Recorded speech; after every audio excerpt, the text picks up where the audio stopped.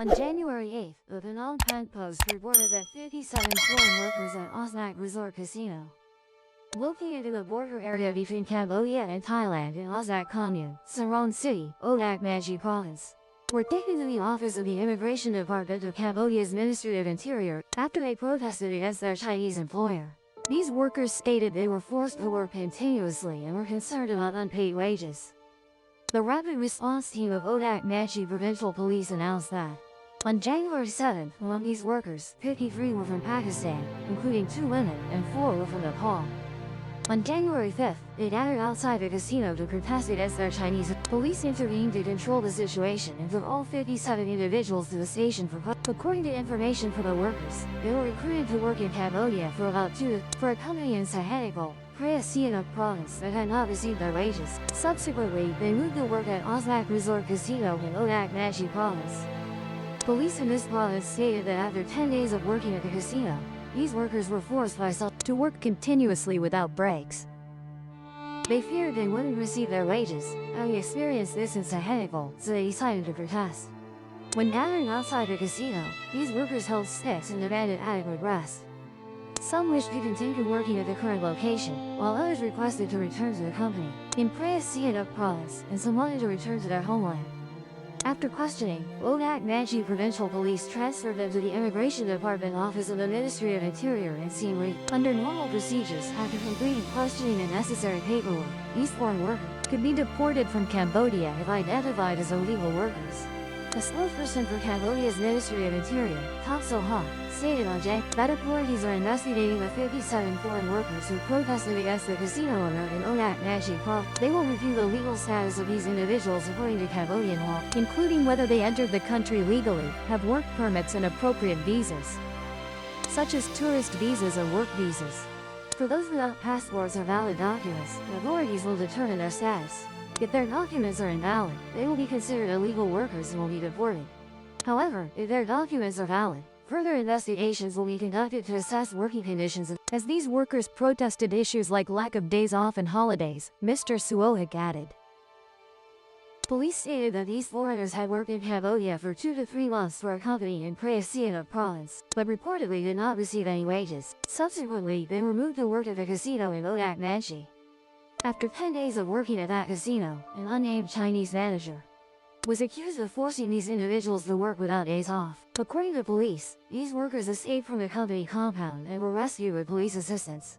For a long time, the issue of illegal foreign workers has been a troubling problem in Cambodia. Commonly, most cases involve casinos and fraudulent organizations with Chinese owners. Victims of high salary, easy job stand networks come from various countries and regions such as China, Vietnam, Thailand, Taipei China, Hong Kong China, and even Middle East. Police from various countries and regions have been launching major operations to rescue citizens forced to work in fraudulent companies, and to stop human trafficking networks in some Southeast Asian countries, particularly Cambodia. Through social media, human traffickers target young people in Asia, promising them high salary, easy job, along with accommodation in countries like Cambodia, Thailand, or Myanmar. From there, they are lured into special economic zones, also known as autonomous zones for Chinese owners. These autonomous zones or special economic zones are places with special state privileges aimed at driving national development forward they are prioritized with a high degree of autonomy, and Cambodian law is largely ineffective here. Upon arrival, victims have their passports confiscated, or sold to different groups, and forced to work for companies specializing in phone or online scams. The largest groups of victims typically come from China, Vietnam, and Taipei China. According to The Guardian's report on August 23rd last year, many criminal groups choose Cambodia, particularly Sihanoukville City, due to low taxes and lax regulations. Japan's Nikkei Asia quoted an expert saying that at its peak in 2019, the online gambling industry in Sihanoukville generated billions of dollars in profit annually and attracted tens of thousands of workers.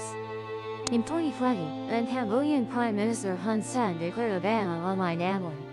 However, criminal networks related to online gambling and fraud continue to operate in this Southeast Asian country. These networks are mainly run by Chinese individuals, but there are also operations led by people from other Southeast Asian countries. In 2022, the Vietnamese and Chinese embassies in Cambodia issued warnings about the threat from human trafficking groups, warning that victims are often lured with promises of easy jobs and high salary. Taiwanese authorities reported that nearly 5,000 citizens from the island had gone to Cambodia but not returned.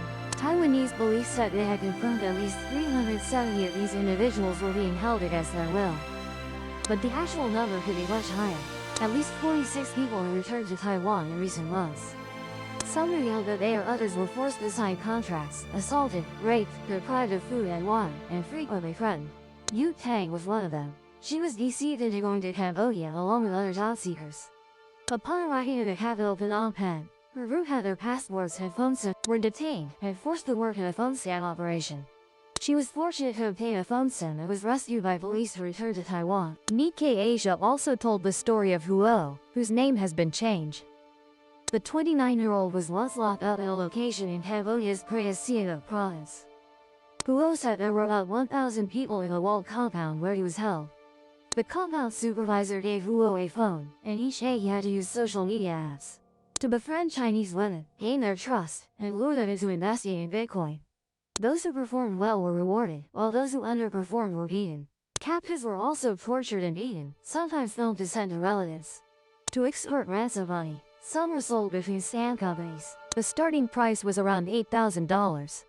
Huo had gone to Cambodia believing he would work in customer service with a monthly income of $4,000 to fund. However, after working unpaid for a month in Cambodia, his family had to borrow him to pay a $15,000 ransom to secure his freedom. In August 2022, a shocking incident occurred when 40 Vietnamese people escaped from Cambodia by swimming across the Vinh Tie River, crossing the border into Vietnam. According to Cambodian Times on August 22 last year, the video went viral on social media, showing about 50 Vietnamese casino employees swimming across the river on the Vietnam-Cambodia border after escaping from the Golden Phoenix Casino. According to the video's content, one person was caught by casino security, while the rest jumped into the river. Police reported that most of the group successfully crossed the river, with only one drowning and 11 being recaptured. But Cambodian police representatives stated they were interrogating the 11 captured Vietnamese citizens. Additionally, Cambodian General Vanda informed that a Chinese casino manager had been arrested and investigated in connection with a Vietnamese escapee due to forced labor at the Golden Phoenix Casino in Cang Province, Cambodia. Regarding the Chinese casino manager, that person is being detained, and we need further investigation. Earlier, on August 18 last year, the Long Ninh border gate station detained 40 people, including 35 men and 5 women, for illegally entering Vietnam due to working excessive hours without rest and not being paid. They planned to escape the casino by swimming across the Vinh Tie River back to Vietnam. They stated that through social media and acquaintances, they were deceived into going to Cambodia to work with promises of peace. However, they were shocked when they started working. Accordingly, they had to go online daily to lure people into their and online accounts for gambling. Ms. Chu Bun Ang, permanent vice chair of the National Committee for Counter-Trafficking of Cambodia, the police are continuing to investigate this case. However, she has not received specific information about whether it is related to human trafficking or fraud. We cannot conclude from just one source, but must synthesize the results. We must conduct proper investigations and base them on Cambodian law. We strive to address the issue of human trafficking to keep it at the low, because this is a matter of our concern. General Van Den, the spokesperson for the Cambodian Immigration Department at that time, the department had completed interrogating the Vietnamese citizens stranded in Cambodia and requested the deportation of these individuals. There is no such thing as a free lunch, and the cheese is always on the mousetrap. Almost all those trapped in camps like Chinese prisons in Cambodia are victims of greed due to the desire for easy jobs with high salaries.